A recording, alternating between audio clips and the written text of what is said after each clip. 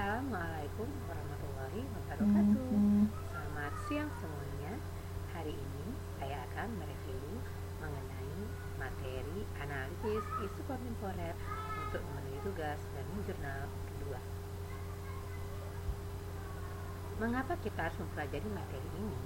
Yang pertama, kita harus memahami konsepsi perubahan dan perubahan lingkungan strategis melalui isu-isu strategis kontemporer sebagai wawasan strategis PNS. Berikutnya, kita harus menyadari pentingnya model insani dengan menunjukkan kemampuan berpikir kritis dalam menghadapi perubahan lingkungan strategis dalam menjalankan tugas jabatan sebagai PNS profesional pelayan masyarakat. Ada 3 fungsi dan tugas ASN. Yang pertama, melaksanakan kebijakan publik yang dibuat oleh pejabat pembina kepegawaian sesuai dengan peraturan perundang-undangan. Selanjutnya, memberikan pelayanan publik yang profesional. Yang ketiga, memberikan pelayanan yang prima. Bagaimana menjadi PNS yang profesional? Yang pertama, kita harus mengambil tanggung jawab, kemudian menunjukkan sikap mental positif, mengutamakan keprimaan dalam pelayanan, menunjukkan kompetensi yang baik dalam instansi masing-masing, serta memegang teguh kode etik. Materi yang selanjutnya dipelajari adalah isu.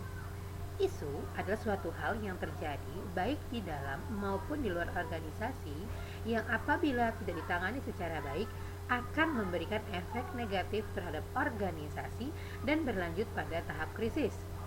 Beberapa kriteria isu menurut teori Travis M. McNamara, yang pertama adalah aktual, kemudian kehalayakan, problematik, dan kelayakan. Nah, itu adalah mengenai kriteria isu menurut teori Travis M. McNamara. Beberapa isu-isu strategis kontemporer antara lain, yang pertama adalah korupsi. Setelah itu ada narkotika dan obat-obatan terlarang yang saat ini menyerang di semua lapisan masyarakat.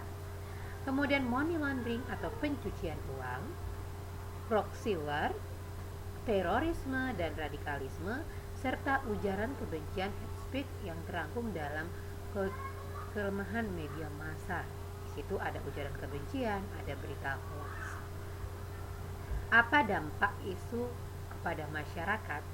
Yang pertama, dampak langsungnya, masyarakat akan mengalami keresahan. Dampak selanjutnya, penggiringan opini publik. Sesuatu yang belum tentu benar, maka akan diyakini benar apabila isu itu terus berkembang ke seluruh lapisan masyarakat. Sedangkan dampak tidak langsungnya yaitu sikap individual semakin kental. Selanjutnya, kehilangan kepercayaan masyarakat kepada masyarakat. Masyarakat hilang rasa kepercayaannya kepada pemerintah.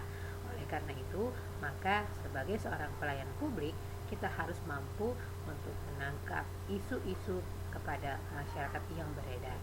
Kita sebagai seorang pelayan publik harus mampu menanggapi dan memberikan pernyataan yang benar terhadap isu-isu yang berlaku dalam masyarakat.